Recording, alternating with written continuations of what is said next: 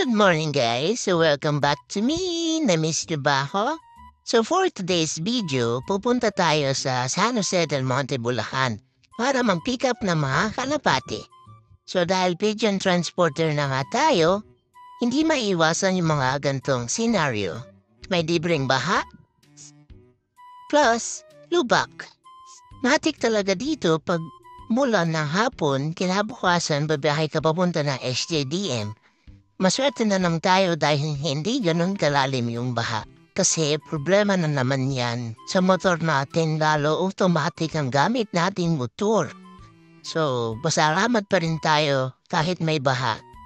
Di naman malalim. So, nakalusot tayo sa baha. So, abang nang sa story time tayo about sa bahay, hindi natin namamalay na sa SJDM na ako at malapit na ako sa pick-up location ko. So, focus mo sa akin dahil ang ganda ng jersey ko. Sa sobrang daldal ko sa voice over na to, nandito na pala tayo sa pick-up location. So welcome sa Team Nights Globe. Habang nag-check tayo ng forms dito at printed receipt, sila kuya dyan ay naasikaso yung mga ibon na dadalhin natin. Ang Team Nights Globe ay isa sa regular client ko sa Pigeon Transport. Maya-maya nag-start na tayo mag-check ng ibon. Nagbe-basic quality check tayo sa mga ibon na i-deliver natin.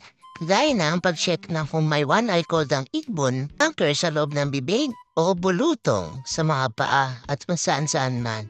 Tapos, i-check natin yung ring number para ma-sure na siya yung ibon na dadalhin natin. Niiwasan lang din natin na magka-aberya dahil malayo ang lalakbayin natin. Or kahit sa malapit na biyahe, need i-check para iwas sayang ng oras at panahon.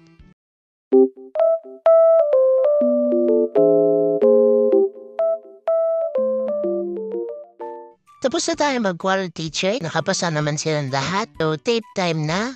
Sinensure din natin na nakatape sila maayos sa ating motor na hindi malalaglag. I-tape din natin ang harap at likod para maiwasan ang mga pasaway na people of the Philippines na baka biglang buksan yung cage na hindi ko namamalayan. Siyempre, safety first muna. Always wear your helmet pag magmamotor ka.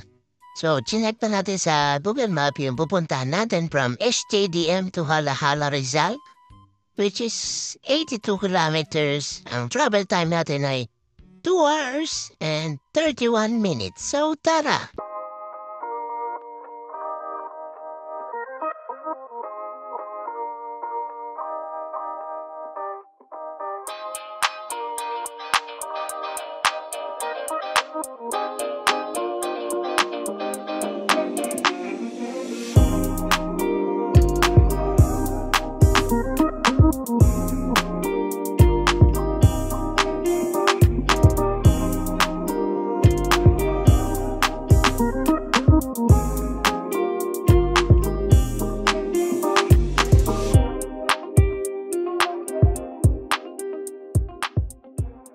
Nandito na tayo ngayon. Nakarating na tayo sa FPR Supreme OLR. So, ito yung OLR.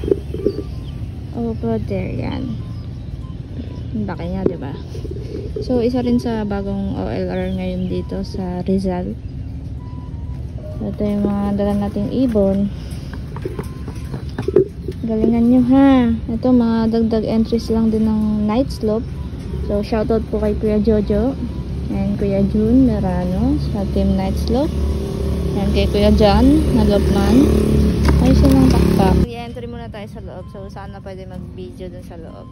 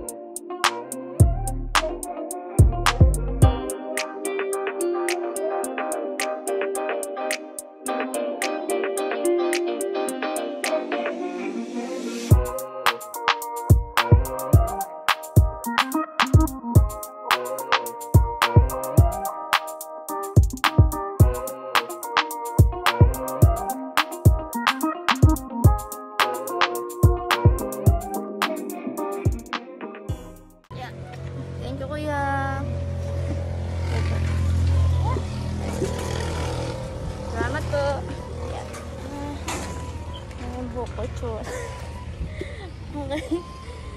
Tapos na tayo mag entry. So, uwi na. What a view. Shit.